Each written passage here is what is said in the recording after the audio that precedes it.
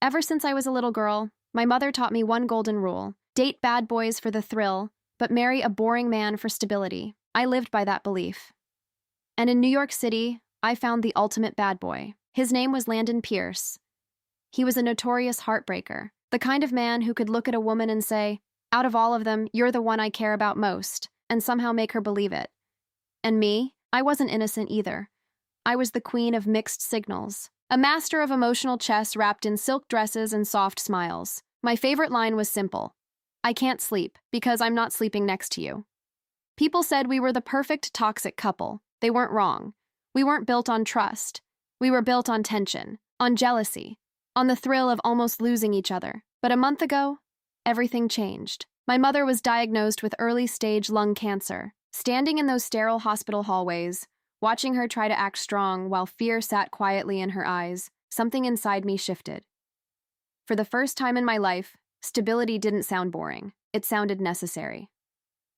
So I decided I was going to leave Landon. What I didn't realize is that walking away from a game you're winning isn't nearly as easy as it sounds. Landon hates answering his phone. But finding him, that's easy. He practically owns a private section at Obsidian, an upscale lounge in Manhattan. Out of 365 days a year, he's probably there 360.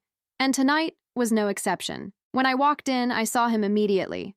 Tall, effortless, impossible to ignore. He had just lost a round of cards and was taking a shot off the body of a girl leaning across the table. She laughed too loudly, like she already thought she'd won something. She noticed me approaching and gave me a syrupy smile. "Hey," she said sweetly. "You don't mind, right? We're just playing." I smiled back, matching her tone perfectly. "Of course not. You're adorable. Honestly, why don't you just move into our penthouse? We have plenty of space." Her smile twitched. She rolled her eyes and turned back to the table. I shifted my gaze to Landon, and right on cue, my eyes filled with tears. Clean. Controlled. "Does he hate me?" I said softly, just loud enough for the table to hear. "Maybe I should just go home. It's pouring outside and I didn't even bring an umbrella." I looked toward a broad-shouldered college-looking guy sitting nearby. Maybe he could walk me out. Landon's eyes darkened instantly. He scanned the guy from head to toe with a slow, territorial stare. The poor guy lifted both hands. "Whoa, don't drag me into this. Everybody knows Landon's obsessed with you, Harper." The mood shifted. Landon downed the rest of his drink, gently pushed the other girl aside, and stood up. "I'm heading out," he announced casually. "My girl's jealous. Gotta take her home and fix it. Drinks are on me tonight." Cheers exploded around us. He pulled me into his arms like he just won something. I didn't resist. In the car, the city lights flashed across his face as he kept glancing at me. "Are you actually mad?" he asked. "You know I was just messing around." There it was. "Out of all of them, you're the one I care about most." He said it softer this time, almost convincing. If I wasn't so shallow, if I wasn't so addicted to his face, I would have left years ago. He leaned closer, brushing his lips near my ear. "What perfume is that?" he murmured. "Vanilla? You smell insane. I swear you drive me crazy." "Landon," I said, cutting through his tone. "I want to break up." He paused, then smiled slowly. "What role play is this? CEO and rebellious assistant? Stranger on a plane?" "I'm serious." My face didn't move. His smile faded. He leaned back in his seat, flipping his lighter open and closed. Calm. Irritatingly calm. "All right," he said finally. "Give me one reason that actually makes sense. There are too many women. Have any of them ever shown up at our door? Have you ever caught me in bed with one?" I hesitated. Technically, no. I didn't have proof. "I want to get married," I said instead. I expected panic. A laugh. A refusal. Instead, he shrugged. "Pick a date. We'll go to City Hall." Like marriage was just paperwork. Like vows didn't mean anything. "My mom wants me to find someone reliable," I added quietly. He tossed the lighter onto the dashboard and smirked. "Then let's go ask her which part of me isn't reliable. She just got out of surgery. Don't stress her." He pulled me closer again, kissing my cheek. "I'm joking," he said. "You're just bored?" That night, his phone buzzed on the nightstand. I glanced at the screen. Elena, the one everyone said he never got over. "Your phone," I said. He walked out of the bathroom with a towel around his waist, water still tracing down his chest. "Hello?" Pause. "Tonight?" "Yeah, I'll come get you." He hung up and leaned down to kiss my forehead. "Something came up.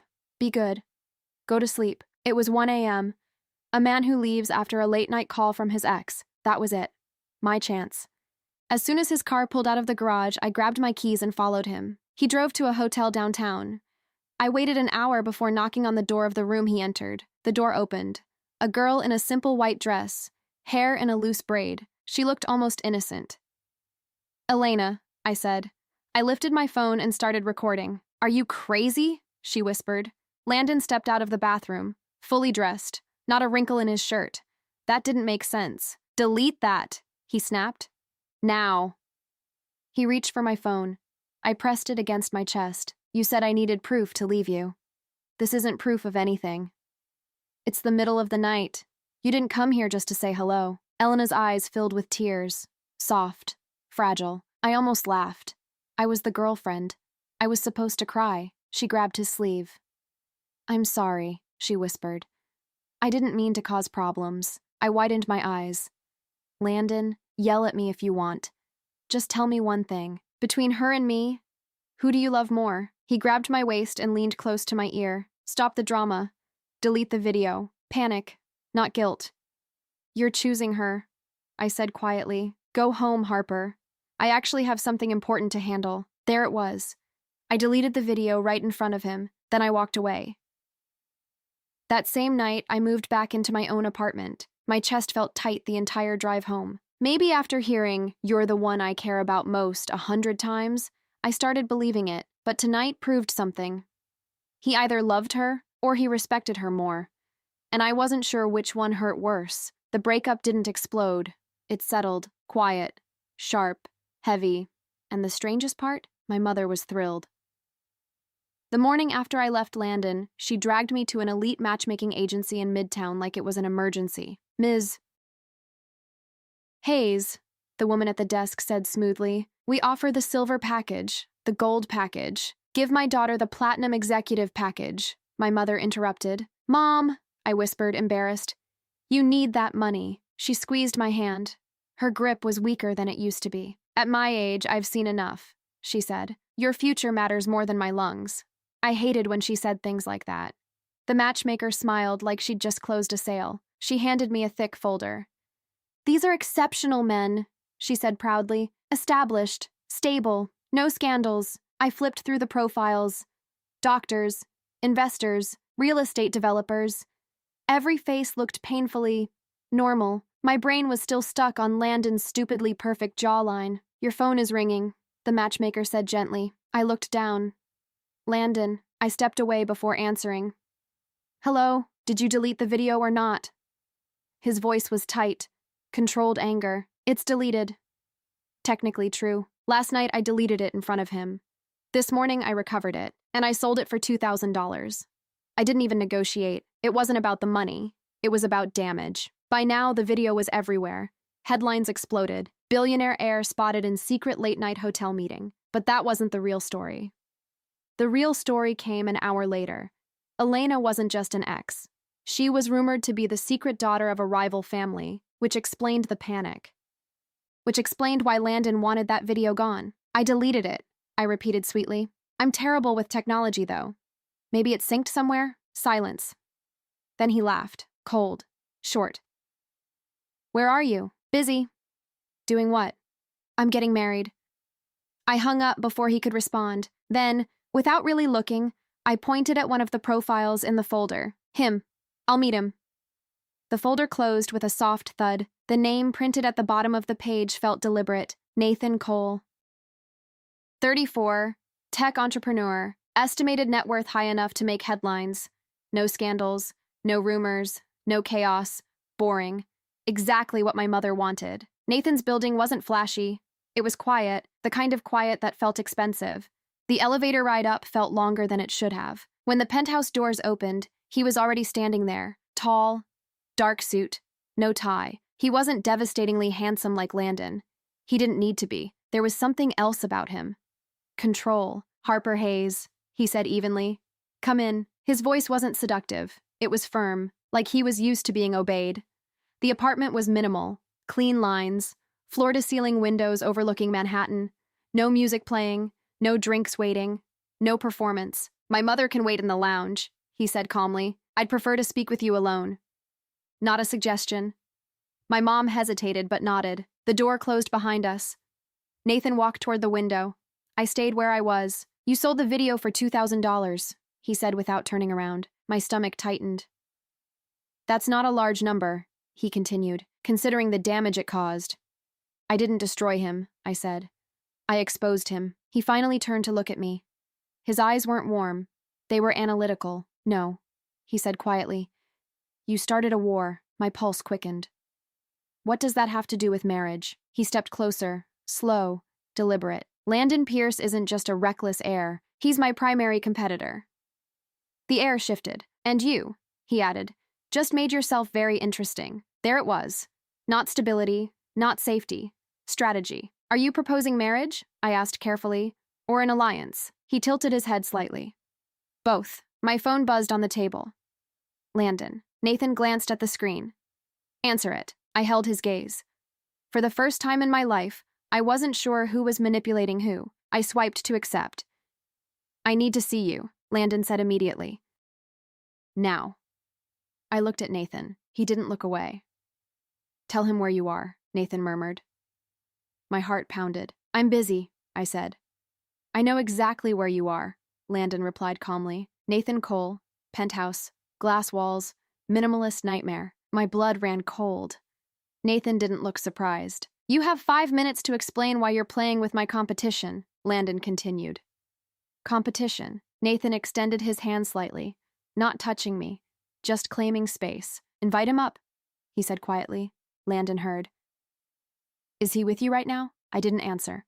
My silence was confirmation. Good, Landon said. Don't make me wait in the lobby. The line went dead. The air felt heavier. Does he have access to your security system? I asked. No, Nathan replied calmly. He has access to half of Manhattan. I swallowed. What do you collect? I asked him. For the first time, a faint smile touched his lips. Outcomes. The private elevator chimed. No knock. No announcement. Landon walked in like the building belonged to him. Dark suit. No smile. No charm. His eyes locked on me first. Then Nathan. Cole. Pierce. No handshakes, no jokes, just tension. Landon stepped closer and took my wrist. Not hard, not gentle, exact. Is this part of your little performance? He asked softly. You didn't accept the breakup, I replied. Nathan moved slightly forward. She's here for a formal proposal. Landon let out a dry laugh. Since when do you do anything that isn't hostile strategy? Since someone decided to turn a private matter into a public spectacle, Nathan answered. There it was again. The video, the war. Landon looked at me differently now. Not angry, not hurt, measuring. Do you really think that affected me? He asked quietly. I didn't respond. He leaned closer. What you did wasn't revenge, he said. It was a declaration. My heart pounded. Of what? That you're still playing with me. Nathan's voice cut in smoothly. She's playing to win. Landon's jaw tightened. You don't know how to play with fire, Cole. Nathan didn't raise his tone. I don't play with fire. I own the building. Silence fell between them, and I stood in the middle of it. Thrill, stability, power, and for the first time, I wasn't sure which one I actually wanted. The silence between them wasn't loud. It was controlled, measured, dangerous. Landon didn't let go of my wrist. Are you actually considering this? He asked me quietly. This? I replied. You mean a man who doesn't disappear at 1 a.m. when his ex calls? His eyes flickered. Nathan stepped closer, not touching me, just standing firm. She's free to make her own decisions. Landon let out a short laugh. Free? That's cute. Then he looked at me again. Harper, let's go. 3 words. Not a command this time, almost a request. Nathan didn't interrupt. He didn't push. He just said, evenly, the choice is yours. And somehow that felt heavier than Landon's grip. My phone vibrated in my purse. Once, twice. I ignored it.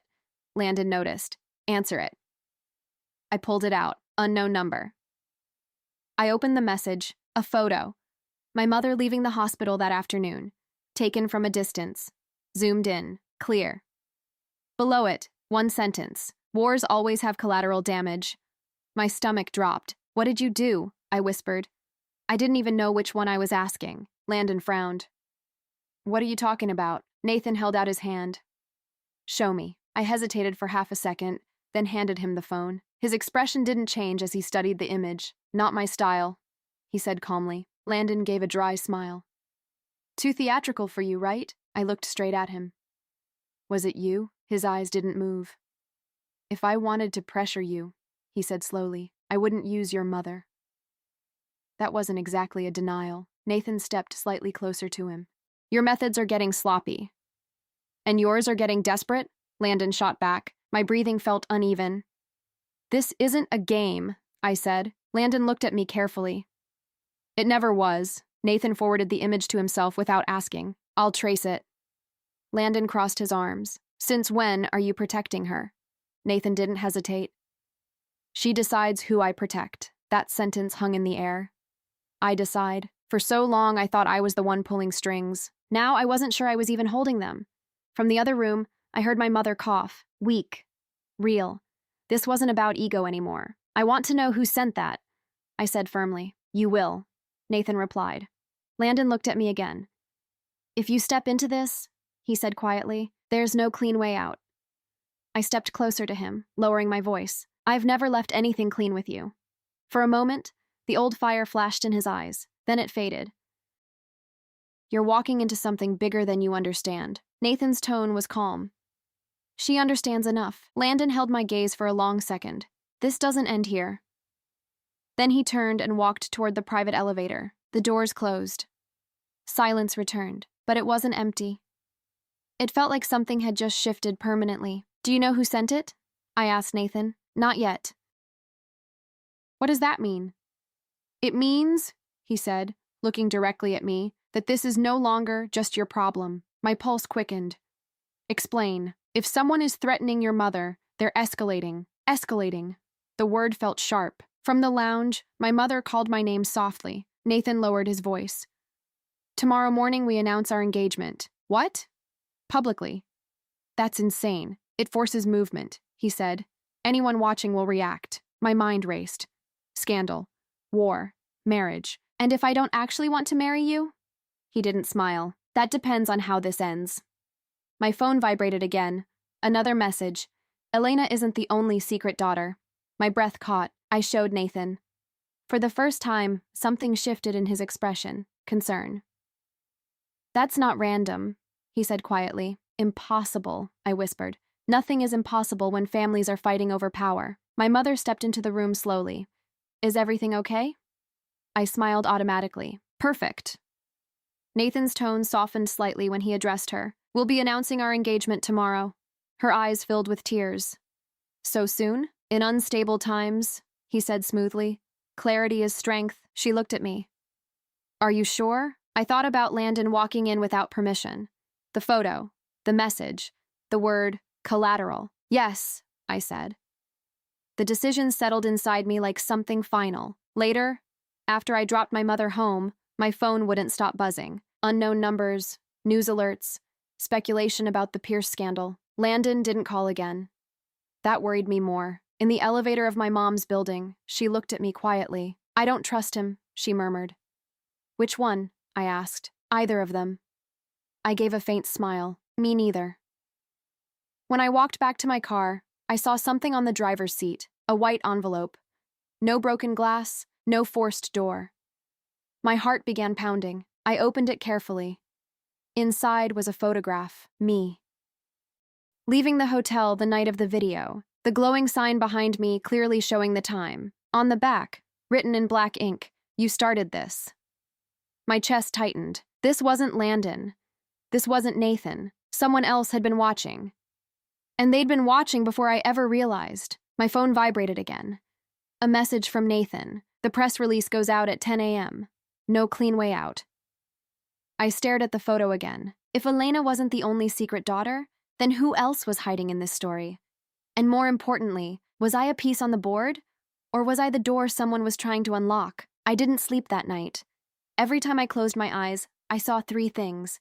My mother leaving the hospital, the white envelope on my car seat, and the words written in black ink, "You started this." By 9:30 a.m., I was standing inside Nathan's penthouse dressing room. He had arranged everything: press, security, timing, control.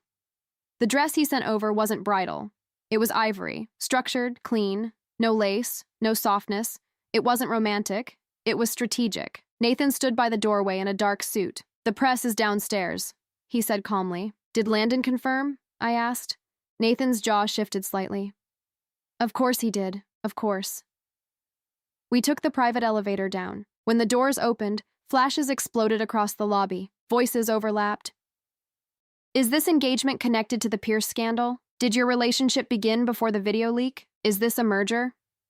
Nathan held my hand firmly. Visible. Intentional. He answered smoothly. "My relationship with Harper began when I realized she doesn't fold under pressure. Not love, not destiny, pressure." Then I saw him. Landon stood near the back of the crowd. Gray suit, no smile, no performance, too controlled. Our eyes met. The old fire flickered for half a second, then it hardened. A microphone was pushed toward me. "Ms. Hayes, why commit so quickly?" I felt the weight of the photograph inside my bag, the date printed in the corner, the message. "Because I learned something recently," I said clearly. "Stability isn't boring, it's power." Murmurs spread through the room. Landon tilted his head slightly. I kept going, and sometimes the truth takes decades to surface. The room shifted. A reporter caught it immediately. "Are you referring to the recent scandal?" I took a slow breath. "I'm referring to 1998. Silence. It wasn't dramatic. It was sharp, like glass cracking quietly. Landon's expression changed, just slightly. Then another figure stepped forward from the side.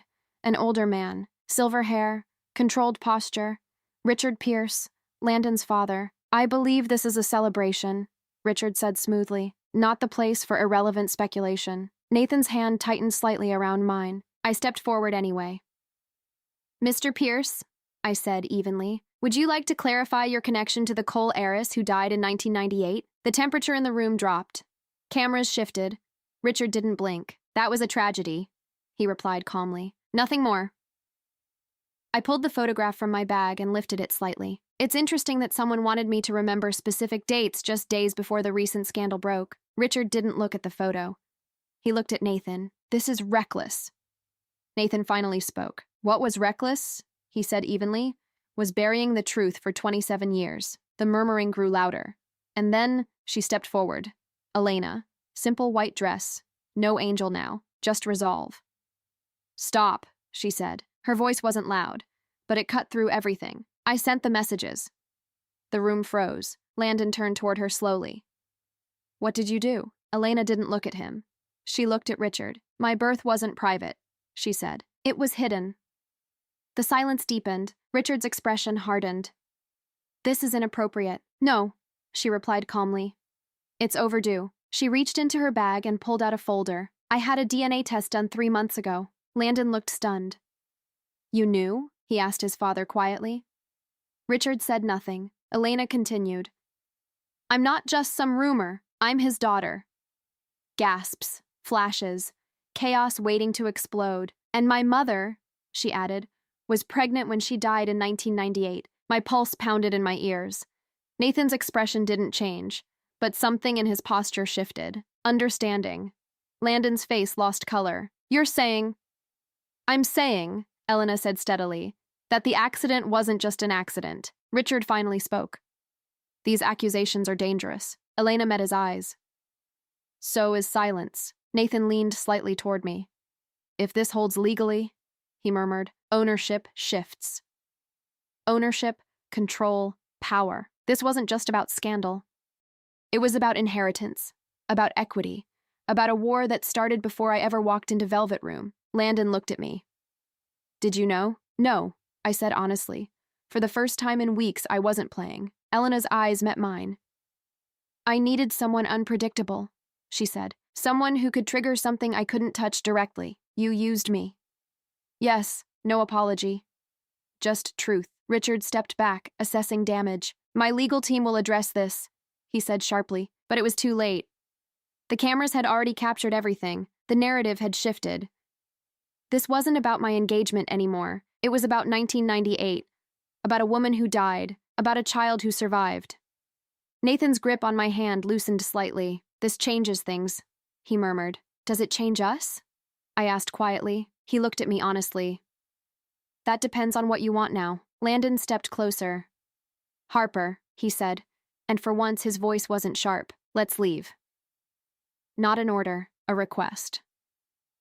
Elena lifted the DNA document slightly. This is only the beginning. And she was right, because the chaos didn't explode. It organized. Within an hour, headlines were everywhere. Secret daughter emerges. 1998, accident questioned. Pierce empire at risk.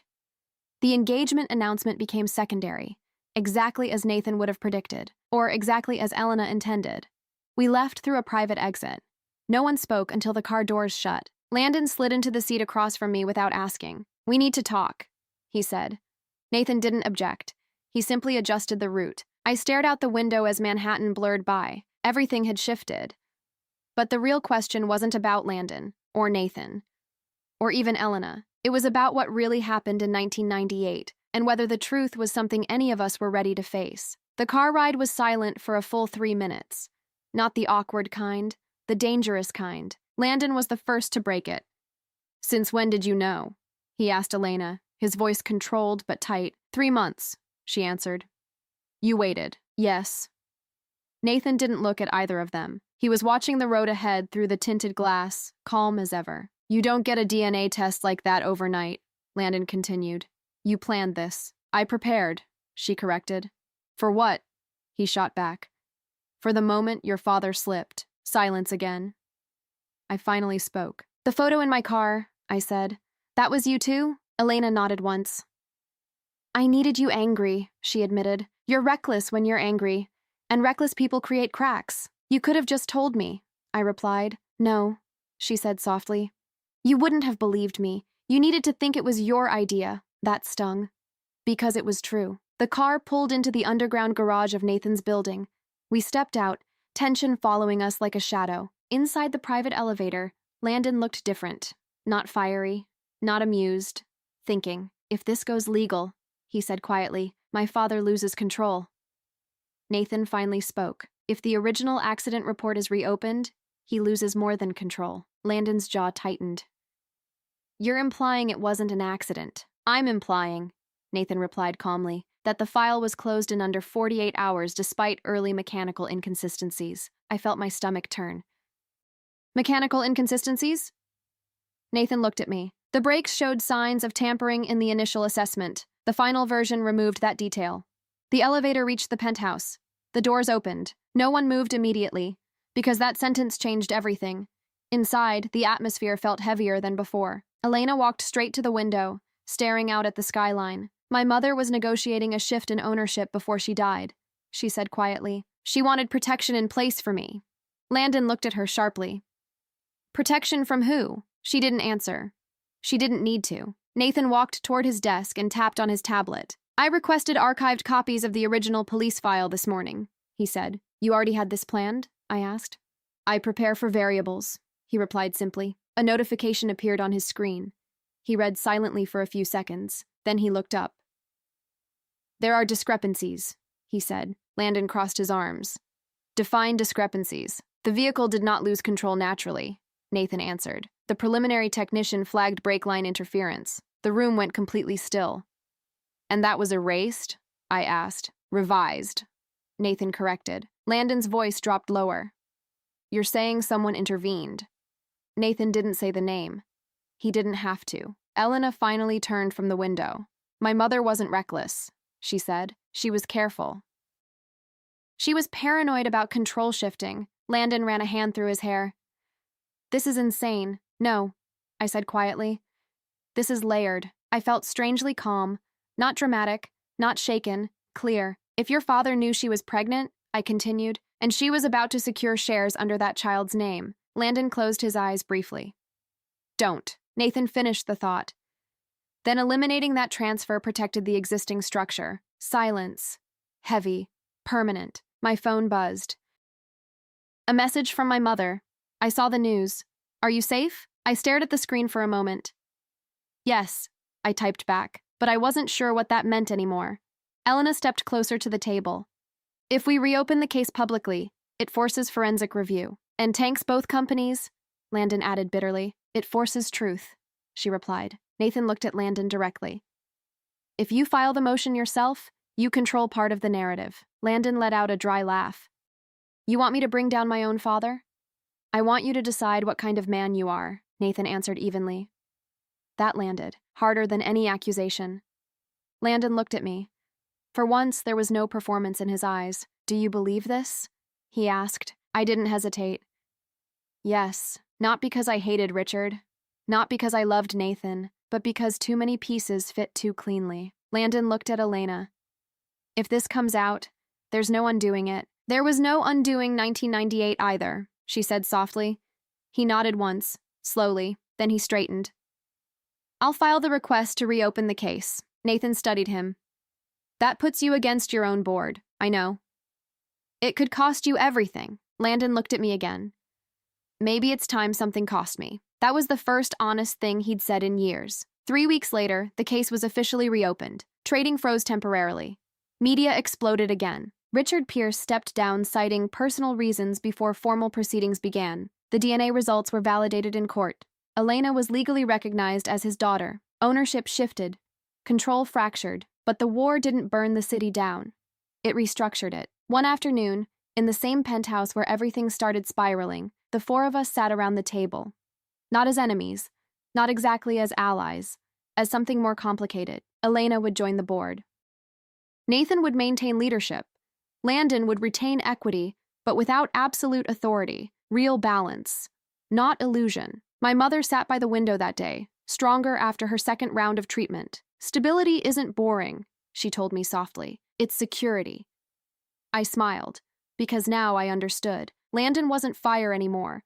He was learning what it meant to stand in something uncomfortable and not run. Nathan wasn't refuge. He was structure. And me, I wasn't a pawn. I wasn't a spark. I wasn't the key someone needed to turn. I was the woman who stopped selling videos. The woman who stopped weaponizing jealousy. The woman who chose truth over thrill. Landon looked at me that afternoon.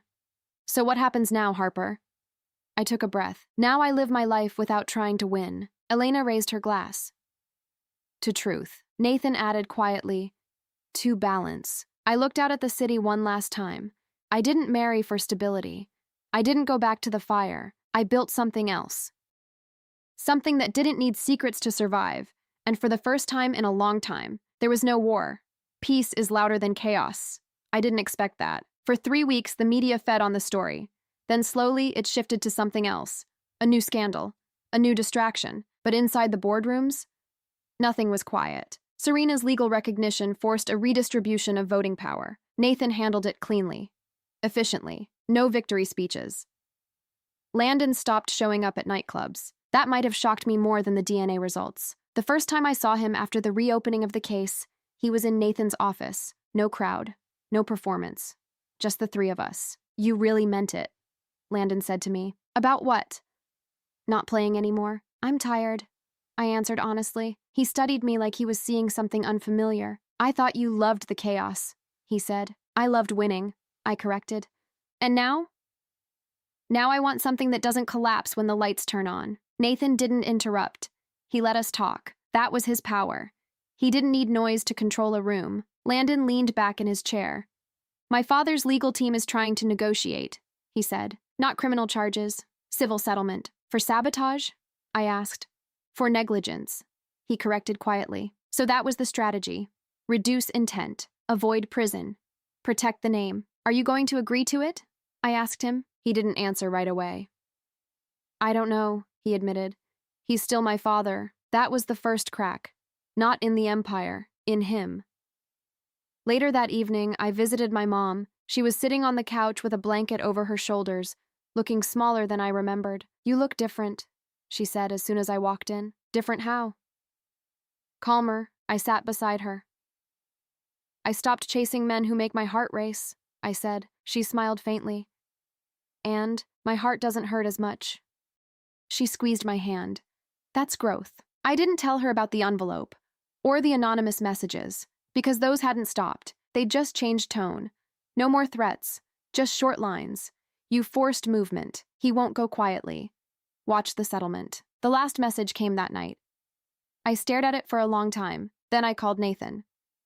Come over, he said immediately. No questions.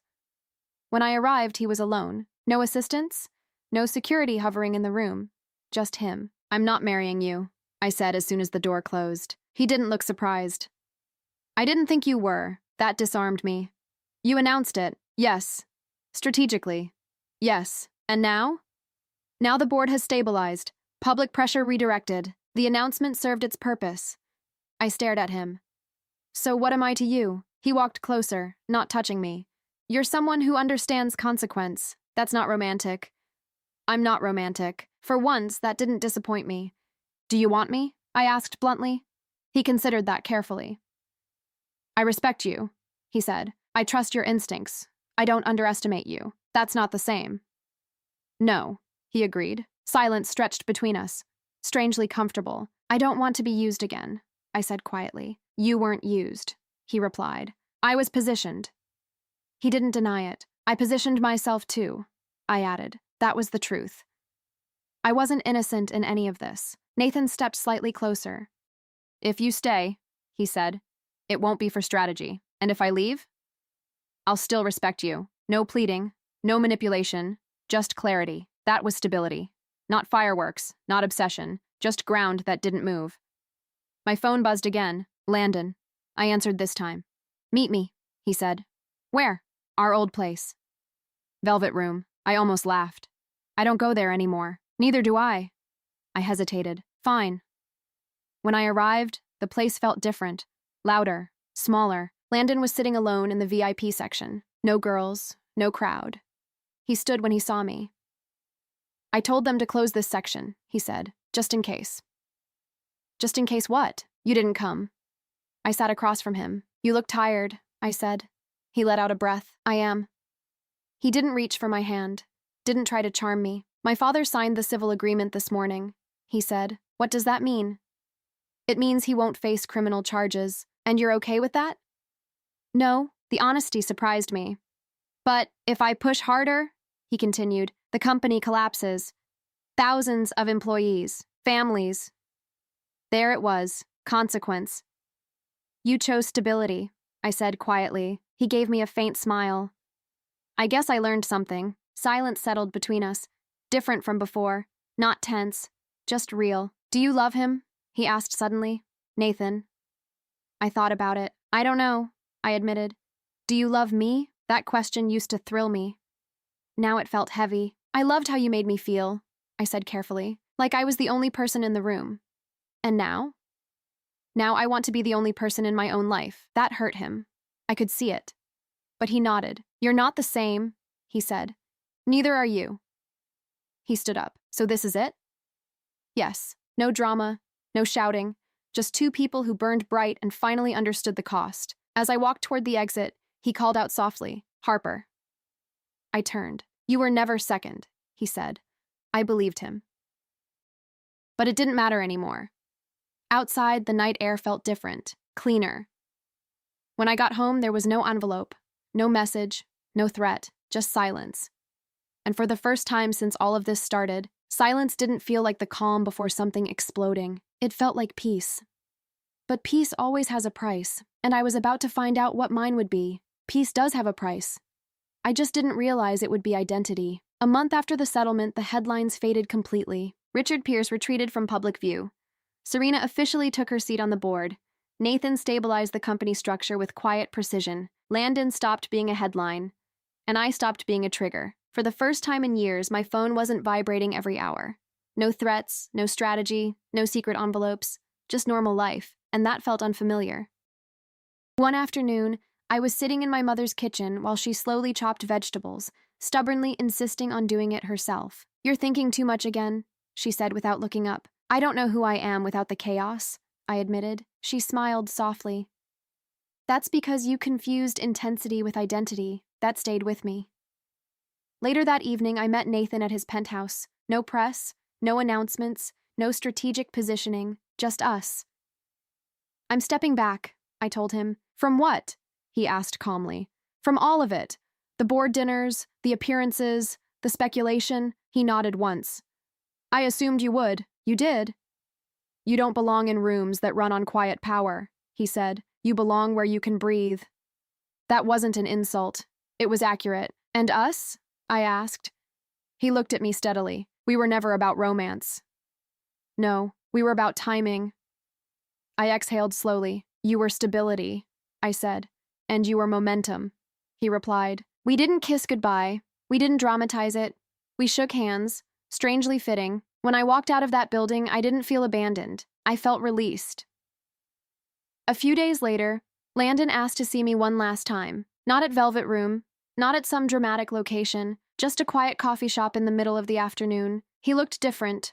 Not tired. Grounded. I sold the club shares, he said casually. I blinked. You loved that place. I loved what it represented. And now? I don't need an audience. That surprised me more than anything else he had ever done. We sat in silence for a while. Not awkward, not loaded. Just two people who survived something. You changed me, he said eventually. I didn't mean to. I know, he studied me. You're not chasing anything anymore. No. Does that scare you? A little. He smiled faintly. It shouldn't. We both knew there wasn't a future waiting for us, not because we didn't care, but because we had finally understood what we were to each other. We were fire. And fire is beautiful, but it's not meant to be lived inside forever. When we said goodbye, it wasn't dramatic. It was respectful.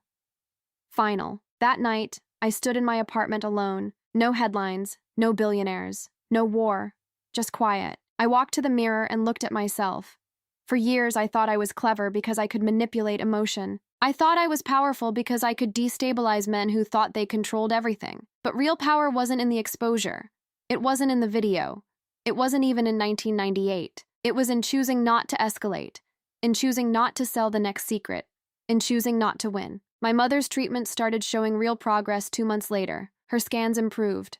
Not perfect, but hopeful. One evening, she looked at me and said, "You finally married the right thing." What? I asked.